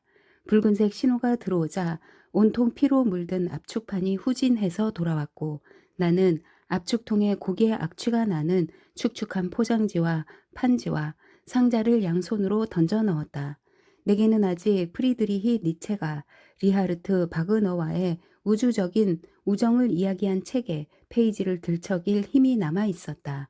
그러나 나는 욕조에 아기를 담그듯 압축통 속에 책을 내려놓았다. 그런 다음 폭풍우 속에 버티고선 버드나무 가지들처럼 얼굴을 후려치는 푸르댕댕한 파리떼를 잽싸게 몰아냈다. 그런데 녹색 버튼을 다시 누르기가 무섭게 붉은색과 터키옥색 비단 치마로 계단이 환해지더니 두 집시 여자가 내 지하실로 사뿐사뿐 걸어 내려왔다. 그들의 방문이 내겐 늘 환영처럼 여겨졌다.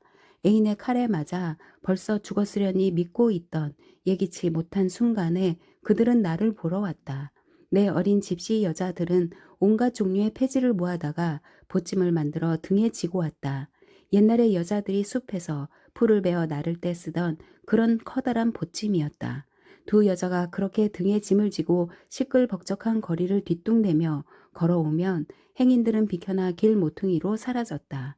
두 여자가 우리 작업장 안마당 입구로 들어설 때면 등에 진 짐 때문에 통로가 막혔다. 그들은 자신들이 가져온 폐지 더미 위로 벌렁 나자빠지며 띠에 버클을 끌러 무거운 짐을 내려놓은 뒤 저울까지 끌고 왔다. 그리고 땀에 흠뻑 젖은 이마를 닦으며 저울의 바늘을 지켜보았다. 그들이 큰 상점들을 돌며 모은 상자와 판지와 포장지는 언제나 30kg을 넘어 40 혹은 50kg이 되기도 했다. 엄청난 활기와 에너지를 지닌 여자들이었다. 멀리서 이 집시 여자들이 보찜을 지고 오는 모습을 보면 광차나 전차를 끌고 오는 것 같기도 했다. 하지만 그들도 슬픔을 느끼거나 등에 가득 찐 짐의 무게에 눌려 녹초가 될 때도 있었는데 그럴 때면 곧장 내 지하실로 달려 내려왔다. 짐에 씌웠던 덮개를 멀리 내팽개친 뒤 치마를 배꼽까지 말아 올린 채 마른 폐지 더미 속을 뒤져 귀신같이 담배를 찾아냈다. 그러고는 벌러덩 드러누워 초콜릿을 깨물어 먹듯이 담배꽁초를 빨고 또 빨았다. 내가 내 파리대에 쌓여 그들에게 애매한 몸짓으로 인사를 건네도 터키옥색 집시 치마는 치마를 허리까지 걷어 올리고 벌렁 누워버렸다. 예쁜 다리와 속살이 드러난 예쁜 배, 아랫배에는 아름다운 치모가 활활 타올랐다. 그녀는 기름진 검은 머리털을 목덜미께에서 감싼 삼각 숄 위로 한 팔을 접어 올리고 개걸스럽게 담배를 빨았다. 터키 옥색 집시 여자는 너무도 천진한 모습으로 그렇게 누워 있었다. 하지만 붉은색 집시 여자는 가혹한 짐에 눌려 해진 꼬질꼬질한 걸레를 떠오르게 했다. 나는 빵과 소시지를 사서 넣어둔 내 가방을 그들에게 팔꿈치로 가리켜 보였다. 일을 할 때면 지나치게 흥분하거나 잔뜩 긴장하거나 보통은 맥주에 흠뻑 취해 있곤 했는데 그렇게 술을 마시다 보면 도시락은 손도 안 댄 채 집으로 도로 가져가기 일쑤였다. 두 집시 여자가 폐지 더미에서 굴러내려와 담배를 입에 문 채로 함께 내 가방을 뒤져 소시지를 반으로 갈랐다. 둘은 과장된 몸짓으로 독사의 머리를 밟듯 꽁초를 조심스레 짓이긴 뒤 자리에 앉아 소시지와 빵을 차례로 해치웠다. 나는 그들이 빵을 먹는 모습을 보는 게 즐거웠다. 절대로 빵을 통째로 물어뜯지 않았다.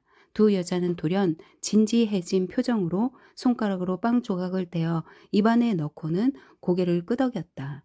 도살되기 직전까지 한 수레를 끌도록 운명지어진 두 마리 짐승처럼 서로 어깨를 기대고서 나는 그들이 어깨 위에 덮개를 뒤로 젖힌 모습으로 담배를 피우며 이 가게 저 가게를 도는 모습과 마주치곤 했는데 그때마다 두 여자는 서로의 허리를 팔로 감싸고 폴카를 추는 듯한 스텝으로 걷고 있었다. 정말이지 녹록지 않은 삶을 사는 여자들이었다. 그렇게 폐지를 모아 두 꼬맹이와 기둥서방까지 먹여 살려야 했으니까. 이 기둥서방이라는 작자는 오후가 되면 보침 크기대로 받은 만큼의 돈을 삥땅 쳐 갔다. 금태 안경에다 가느다란 코수염, 앞가름말을 탄 희한한 모양새의 집시 남자였다. 그는 늘 사진기를 어깨에 메고 다니면서 두 집시 여자의 사진을 찍었다. 이 선량한 여자들이 환한 미소를 지으며 부동의 자세를 취하면 그치는 그들의 얼굴을 매만진 뒤 사진을 찍겠다고 물러섰다. 하지만 필름이 들어 있지 않은 사진기여서 집시 여자들은 그렇게 찍은 사진을 단 한 장도 본 적이 없었다. 그런데도 그들은 매일 포즈를 취했고 천국을 떠올리며 위로받는 그리스도인들처럼 희망에 부풀었다. 하루는 강을 가로질러 다리가 놓인 리벤의 카페 숄러 부근에서 그들을 보았다. 한 집시 경찰이 교통정리를 하고 있었다. 소매에 흰 커프스가 달려있고 손에는 줄무늬 경찰봉을 든 남자였는데 아주 근사하고 의젓하게 춤추는 것처럼 빙글빙글 돌고 있었다. 자신감이 넘치는 동작으로 직무를 수행하고 있는 그를 보며 나도 발길을 멈추었다. 그 순간 붉은색과 터키 옥색이 어른거리며 내 시선을 낚아챘다. 거기 철책 가까이 나의 두 집시 여자가 있었다. 그들 역시 교차로 한복판에 서 있는 동족인 그 남자를 나처럼 뚫어지게 지켜보고 있었다. 그들 주변에 모여선 집시들은 노인 아이 할 것 없이 넋을 잃은 표정이었다. 그 집시 남자가 도달한 성공의 지점을 목격하며 도무지 믿기지 않는다는 듯 두 눈에 자부심이 가득했다. 잠시 뒤 다른 경찰이 교대하러 오자 이제 집시 경찰은 다른 집시들 무리에 둘러싸여 존경과 축하의 인사를 받고 있었다. 나의 두 집시 여자도 붉은색과 터키 옥색 비단 치마를 화관처럼 펼치고 꿇어앉아 자신들의 치마 자락으로 그 유쾌한 남자의 신발 먼지를 닦아내는 일에 착수했다. 남자는 미소만 지었다. 그러나 남자도 자족감을 더는 감추지 못하고 웃음을 터뜨렸고 거기 있는 여자들 모두와 정중하게 키스를 나누었다. 그 사이에도 붉은색과 터키 옥색 치마는 남자의 제복 구두에 광을 내는 일을 멈추지 않았다. 두 집시 여자는 도시락을 다 먹고 치마폭에 떨어진 빵 부스러기마저 먹어치웠다. 이윽고 터키 옥색 집시 여자가 폐지 더미 위에 길게 누워 허리 위까지 속살이 드러난 천진한 배를 내보이며 진지한 목소리로 물었다. 자, 아저씨 시작할까요? 나는 피 묻은 손을 보여주며 셔터를 내리는 몸짓으로 대답했다. 오늘은 안 돼. 무릎이 아파서. 그녀는 어깨를 으쓱한 뒤 치마를 내리더니 눈도 깜박이지 않고 나를 응시했다.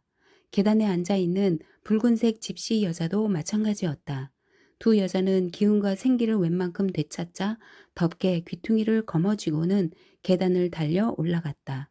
그러더니 사라지기 직전에 접이식 자처럼 허리를 꺾어 양다리 사이로 얼굴을 내밀며 나지막한 목소리로 작별을 고한 뒤 통로로 달아났다. 누구도 흉내낼 수 없는 그들만의 폴카 스텝. 마당의 포석을 두드리는 그들의 발소리가 여전히 들려왔다. 안경을 끼고 콧수염을 기르고 앞가르마를 탄 모습으로 사진기를 들고 다니는 집시 남자가 사전에 거래망을 터놓고 지시한 대로 다른 폐지 더미를 찾아가는 소리였다. 나는 다시 일을 시작했다. 쇠 갈퀴를 천장에 갖다 대고 핏물밴 포장용품과 상자, 흠뻑 젖은 종이가 압축통 쪽으로 떨어져 내리게 했다. 마당을 향해 뚫린 구멍이 점점 커지면서 이제 온갖 소음과 목소리가 확성기를 타고 나오는 것처럼 내게 전달되었다.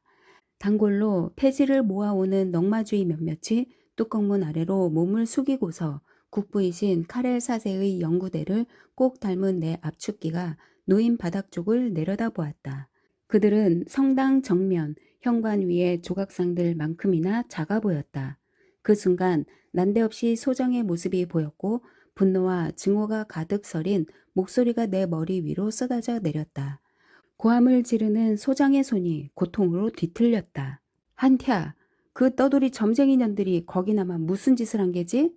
늘 그렇듯 나는 깜짝 놀라 한쪽 무릎을 꿇은 자세로 주저앉아 양손으로 내 압축통을 꽉 잡고는 위를 올려다보았다. 소장이 왜 나를 좋아하지 않는지, 왜 나만 보면 그렇게 험상궂은 표정만 짓는지 도무지 이해가 되지 않았다. 나로 말미암은 고통의 낙인이 뚜렷이 새겨지고 부당한 분노가 서려 있는 얼굴. 그 얼굴을 볼 때마다 나는 한없이 비참한 심경에 접곤했다. 그지없이 고결한 주인에게 추악한 골칫거리나 떠안기는 밉살스러운 고용인, 그 혐오스러운 인간이 나인가 싶어서. 무덤에 돌이 치워지고 그리스도가 나가신 것을 목격하고는 겁에 질린 경비병들처럼 나는 바닥에서 몸을 일으켰다. 일어나 무릎을 털고 다시 일을 시작했다. 예전의 확신 같은 건 더 이상 없었다. 파리떼가 점점 더 사납게 앵앵대며 필사적으로 날아들었다. 내가 완전히 으깨 놓다시피 한 정육점 종이를 더는 차지할 수 없게 되자 실성한 건지도 몰랐다. 아니면 내가 종이 더미를 부수는 순간 바람이 일어 녀석들을 당황하게 했는지도. 이유야 어떻든 녀석들이 나무 딸기 덤불처럼 물샐 틈 없이 나를 애워쌌다. 가시덤불처럼 빽빽이 집결한 녀석들을 양손으로 물리치다 보니 기다란 바늘이나 철사와 싸우는 기분이었다. 나는 피와 땀으로 범벅이 되어 일했다. 집시 여자들이 와 있던 내내 예수와 노자가 내 압축기 옆에 남아 있었지만 이제 나는 혼자였다. 줄처럼 감겨오는 검정 파리들의 공격을 쉴 새 없이 받으며 버림받은 자가 되어 무작정 일에 매달렸다. 그러자 윈블던 대회에서 우승을 막 거머쥔 테니스 선수처럼 의기양양한 예수가 보였다. 반면 초라한 외관의 노자는 재고를 넉넉히 두고도 빈손처럼 보이는 장사꾼 같았다. 예수에게서는 상징과 암으로 이루어진 피 흘리는 현실이 읽혔지만 수위에 쌓인 노자는 엉성하게 다듬은 들보 하나를 손가락으로 가리키고만 있었다. 예수는 플레이보이 같았고 노자는 내 분비선이 고장난 노총각처럼 보였다.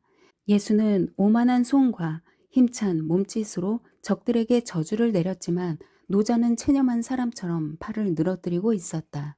예수가 낭만주의자라면 노자는 고전주의자였다.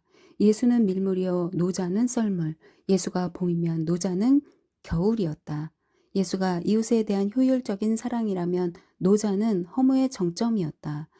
예수가 프로그레수스 아드 푸트룸, 미레로의 전진이라면 노자는 레그레수스 아드 오리기넴, 근원으로의 후퇴이었다. 나는 녹색과 붉은색 버튼을 차례로 누르며 마지막으로 남은 종이 더미를 압축통 속에 던져 넣었다. 푸주안들이 예수와 노자를 내가 있는 곳까지 데려와서는 던져놓고 간 더러운 종이들이었다. 나는 마지막 꾸러미에 임마누엘 칸트의 도덕 형이상학을 넣어두었다. 미친 파리들이 피가 말라붙은 마지막 종이 조각들에 일제히 내려앉아 개걸셀에 피를 빨아댔다. 압축통 내벽에 짓눌려 얇은 막과 즙이 되어버릴 거라는 걸 알아차리지도 못한 채 그 역겨운 정육면체의 조립물을 철사로 동염해 다른 15 형제들과 합류하도록 보내자니 남아있던 광분한 파리떼가 쫓겨와 꾸러미들을 뒤덮었다. 검붉은 핏방울마다 녹색 혹은 푸른색 파리가 내려앉아 금속성 빛을 발했다. 각각의 정육면체들은 푹푹 찌는 여름날 정오에 시골 푸죽간 갈고리에 걸린 소의 커다란 널쩍 다리를 연상시켰다. 눈을 든 순간 예수와 노자가 사라지고 없다는 걸 깨달았다. 터키 옥색과 붉은색 치마를 입은 내 집시 여자들처럼 그들도 흰 회칠이 된 계단을 되올라가 버렸고 내 맥주 단지는 비어 있었다. 나는 절뚝거리거나 때로는 한 손으로 짚으며 계단을 올라갔다. 너무 시끄러운 내 고독 탓에 머리가 좀 어질어질했다. 뒷골목으로 나와 신선한 공기를 쐬고서야 정신을 차리고 손에 든 빈 단지를 꽉 움켜잡았다. 반짝이는 대기 속에서 마치 햇빛이 소금기를 머금기라도 한 듯 나는 두 눈을 깜빡이며 성삼위일체 성당 사제관 담벼락을 따라 걸었다. 토목공들이 도로를 파헤쳐 놓은 곳이었다. 내 집시 여자들이 터키 옥색과 붉은색 치마를 활짝 펼친 모습으로 거기 판자 울타리 위에 앉아 있었다. 그들은 담배를 피우며 자기들처럼 집시인 인부들과 잡담을 나누었다. 수많은 집시들이 이곳 도로 공사에 투입되는데 그렇게 일거리가 생기면 그들은 정성을 다해 일한다. 우통을 벗어 젖힌 그들이 단단한 땅과 포석의 곡괭이질을 하는 광경이 보기 좋다. 제 무덤을 파듯 허리께까지 땅 밑으로 내려가 있는 그들을 보는 것이 좋다. 나는 이 집시들을 사랑한다. 그들의 아내와 아이들이 항시 그들이 일하는 주위를 맴돈다. 그들이 파기 시작한 구덩이를 여자 하나가 치마를 걷어 올리고 넓혀가는 동안 젊은 집시 남자가 아이를 무릎에 앉힌 채 장난을 치고 있는 광경과 심심찮게 마주친다. 그렇게 놀면서 아이의 응석을 받아주면서 그들은 기력을 회복하는 게 아닌가 싶다. 육체가 아닌 정신의 기력을. 실제로 그들은 감정이 몹시 풍부한 사람들이어서 아기 예술을 아는 체코의 아름다운 성모처럼 더없이 인간적인 분위기를 띠기도 한다. 오래전에 잊힌 문화의 지혜가 가득한 그들의 커다란 눈을 보고 있노라면 정맥 속의 피가 얼어붙는다. 우리가 아직 도끼를 들고 뛰어다니며 염소를 치던 시절, 집시들은 이 세상 어딘가의 국가를 이미 두 차례나 쇠락을 경험한 사회 구조를 갖추고 있었다. 불과 두 세대째 프라하에 정착해 살고 있는 이 집시들은 자신들이 일하는 곳에 제의의 불을 지피는 걸 좋아한다. 오로지 기쁨을 위해 타오르는 유목민의 불이다. 대충 쪼갠 장작 개비들에서 피어나는 인간의 모든 사고 이전에 존재하는 영혼의 상징이며 어린아이의 웃음 같기도 한 불이다. 그것은 하늘에서 내린 선물 같은 무상의 불이며 환멸에 젖은 행위는 더 이상 알아챌 수 없게 된 요소들의 생생한 표징이다. 방황하는 눈과 영혼을 덮여주려는 장작개비들을 태우며 프라하 거리의 구덩이들에서 태어난 불이다. 눈과 영혼을 덮여주면서 추운 날에는 손도 그렇게 녹여주는 불이라고 나는 후센스키 주점으로 들어가면서 생각했다. 여자 종업원은 내 단지에 반 리터들이 4컵 분량의 맥주를 채운 뒤 넘치는 거품을 내가 마시도록 잔에 따라 매끄러운 카운터에 올려두자마자 등을 돌렸다. 내가 술값을 치르려던 순간 생쥐 한 마리가 내 옷소매에서 튀어나온 게 어제 일이었으니까.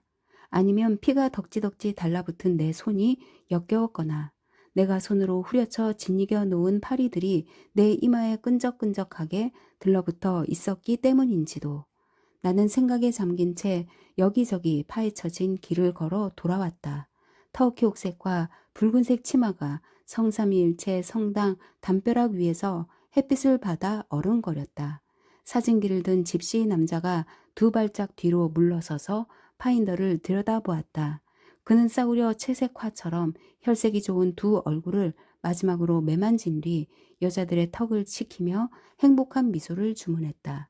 그런 다음 눈을 파인더에 갖다 대고 손을 흔들면서 셔터를 눌렀다. 그가 가공의 필름을 감는 동안 여자들은 그저 사진이 잘 나올 것인지만 걱정하며 아이들처럼 웃고 손뼉을 쳤다. 나는 모자를 눈 위까지 눌러쓰고 길을 건너다가 행인과 부딪혔다. 정신이 홀랑 나간 듯한 표정의 철학 교수였다. 그는 두 개의 재떨이처럼 보이는 두꺼운 안경알을 소총의 총신처럼 겨누고 나를 바라보았다. 그러더니 잠시 망설이다가 호주머니에서 10 코로나짜리 지폐 한 장을 꺼내 내 손에 쥐어주며 늘 하는 질문을 했다. 그 젊은이도 함께 있소? 내가 그렇다고 하자 그는 평소처럼 웅얼웅얼 말을 이어갔다. 그이한테 잘해줄 거죠. 그렇죠? 잠시 뒤 그가 우리 작업장 안마당으로 들어가는 게 보였다. 나는 얼른 뒷문으로 들어가 지하실로 내려가서는 모자를 벗고 그의 조심스러운 발걸음에 귀 기울였다. 그는 벌써 소리 없이 계단을 내려오고 있었다. 나와 시선이 마주치자 그가 한숨 돌리며 물었다. 영감은 어디 있어? 평소처럼 카페에가 있어요. 내가 말했다. 당신에게 여전히 모질게 굽니까? 그가 용기를 내어 물었다. 여전해요. 내가 자기보다 젊다고 질투하는 거죠. 내가 대답했다. 그러자 교수는 꼬깃꼬깃 구겨진 10코로나짜리 지폐 한 장을 내밀며 떨리는 목소리로 소곤댔다. 자, 받아요. 찾는데 도움이 될 테니. 나한테 뭐 줄 건 없소? 나는 상자 쪽으로 다가가 국내 정치와 국가 소식 관연호들을 꺼내 교수에게 건넸다. 미로슬라프 루테 또는 카렐 엥겔 밀러가 쓴 극평이 실린 잡지들이었다. 교수는 5년 전에 극장가 소식 편집진에서 제명당하고도 1930년대 비평에 대한 관심을 놓지 않았다. 잠깐 동안 그는 자신의 행운을 음미했다. 그러더니 잡지를 서류 가방 속에 챙겨 나온 뒤 평소처럼 10코로나짜리 지폐 한 장을 내 손에 더 쥐어주고는 자리를 떴다. 계단 꼭대기에서 그가 되돌아보며 말했다. 찾아요. 계속 찾으시오. 그런데 지금은 영광과 마주치지 않았으면 좋겠군. 그런 다음 그는 작업장 안 마당으로 나갔다. 그가 방문할 때마다 그러듯 나는 황급히 뒷문으로 나갔다. 사제관 안뜰을 지나 성 타데우스 조각상 앞에서 모자를 눈썹까지 내려 쓰고서 놀라고 화가 난 얼굴로 그를 기다렸다. 담벼락에 바싹부터 걸어가던 교수는 나를 보자 언제나 그렇듯 겁을 집어먹었다. 하지만 다시 마음을 가다듬고 다가와 손에 지폐를 들고 애원하듯이 말했다. 그 젊은이한테 너무 심하게 하지 마시오. 왜 그 사람을 안 좋아해요? 그이한테 잘해줄 거죠? 그렇죠. 내가 고개를 끄덕이자 그는 떠났다. 카렐 광장으로 곧장 갔어야 할 그가 사저간 안뜰로 방향을 잡은 건 자기보다 젊은 동료를 개만도 못하게 홀대하는 늙은 폐지 압축공과의 거북한 만남을 피하기 위해서였다. 그는 길 모퉁이를 돌자 바닥에 털썩 주저앉았고 아직 눈에 띄는 서류 가방만 그의 꽁무니에서 파닥이는 것처럼 보였다. 트럭 한 대가 작업장 앞마당으로 후진해 들어가고 있었다. 나는 뒷문을 통해 내 지하실로 돌아왔다. 그날 작업한 꾸러미 15개가 화물용 승강기 옆에 나란히 놓여 있었다. 꾸러미들 모두가 폴 고갱의 복제화 안녕하세요 고갱씨로 장식되어 저마다 눈이 부시도록 아름다운 빛을 발했다. 트럭이 벌써 와 있는 게 아쉬웠다. 연극 무대 장치처럼 서로 겹쳐진 저 그림들이 얼마나 보고 싶었던지 앵앵대는 파리들의 노곤한 합창 소리로 들뜬 어렴풋한 배경막 같달까.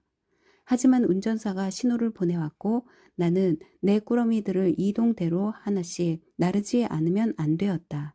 그 아름다운 복제화들을 뚫어져라 바라보고 이별을 아쉬워하면서 스스로를 타일렀다. 나중에 내 압축기와 함께 은퇴하면 꾸러미는 모두 내 차지가 될 거라고. 전시회를 열거나 하지는 않겠지만 평소에 내가 운이 없는 사람인 걸 보면 분명 누군가가 어쩌면 외국인이 내 꾸러미를 사려고 할 거다. 그러면 가격을 매기게 될 텐데 적어도 1000마르크는 받아야겠지. 그래도 그 외국인은 지불 능력이 있어서 나로선 짐작도 안 가는 어딘가로 내 작품을 가져가 버릴 것이다. 그러면 그걸 다시 보는 행복을 영영 놓치고 말겠지. 화물용 승강기가 내 꾸러미들을 하나씩 실어갔고 뒤따르는 파리떼를 두고 짐꾼이 투덜대는 소리가 들렸다. 마지막 꾸러미가 떠나자 파리들도 성난 광기와 함께 모두 사라지고 내 지하실 역시 갑자기 버림받은 처량한 신세가 되었다. 꼭 내 모습처럼. 맥주를 5단지나 비운 나는 비틀대면서 사다리를 오르듯 엉금엉금 계단을 기어 올라갔다. 짐꾼이 장갑을 낀 운전사의 손에 마지막 꾸러미를 떠안기자 운전사는 그걸 무릎으로 밀어 다른 꾸러미 위에 올려놓았다. 짐꾼의 푸른 작업복은 나렴된 천처럼 등에 마른 핏자국이 엉겨붙어 있었다. 그가 운전사 옆에 자리를 잡자 운전사는 역겹다는 얼굴로 장갑을 벗어 던지고 트럭의 시동을 걸었다. 햇빛에 반짝이는 고갱의 동일한 그림들을 보면서 나는 행복을 느꼈다.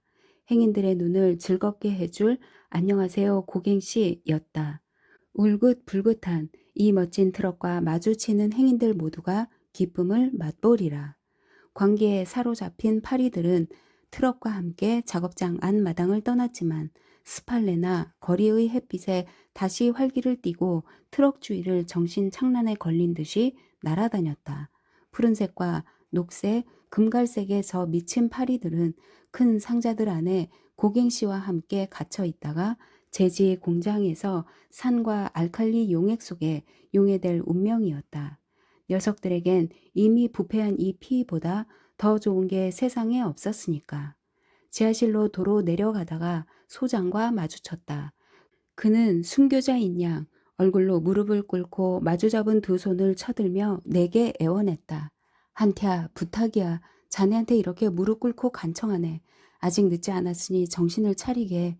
그 술단지들은 치우고 제발 일을 좀 하게. 날 그만 좀 괴롭혀. 그런 식으로 날 죽이려는가? 나는 깜짝 놀라 그의 쪽으로 몸을 숙이고 그의 팔꿈치를 조심스럽게 잡으며 말했다. 진정하십시오, 소장님. 이렇게 무릎을 꿇고 있으시다니 당치 않습니다. 그렇게 그의 몸을 일으키는데 그가 사시나무처럼 떨고 있는 것이 느껴져 나는 또 한 번 용서를 빌었다. 무얼 용서해 달라는 건지 나도 알 수 없었지만 뭐 놀랄 일도 아니었다. 늘 용서를 빌어야 하는 게 내 운명이었으니까. 내가 이렇게 생겨 먹은 것에 대해, 이런 성질을 가진 것에 대해, 심지어 나 자신에게까지 용서를 빌곤 했으니까. 나는 죄책감으로 무겁고 비참한 심정이 되어 내 지하실을 바라보면서 터키 옥색 집시 여자의 온기가 아직 남아있는 움푹한 자리에 몸을 눕혔다. 그리고 거리의 소음에 현실의 저 아름다운 음악 소리에 귀 기울였다. 건물 5층에서 폐수가 쉴 새 없이 꾸르륵대며 빠지는 소리와 변기 물 내려가는 소리도 들렸다. 땅 밑 깊은 곳으로 주위를 돌리자 시궁창과 하수구에 콸콸 흐르는 똥과 오수의 희미한 소리도 또렷이 분간되었다. 파리떼는 떠나가고 없었지만 콘크리트 포성 밑에서 쥐들이 찍찍대며 이 도시의 모든 하수도에서 절망적인 신호를 보내고 있었다. 지하 세계의 패권을 다투는 전쟁이 변함없이 창궐에 있었다. 하늘은 인간적이지 않다. 나 자신의 밖과 안에서 이루어지는 삶 역시 마찬가지다. 안녕하세요, 고갱씨.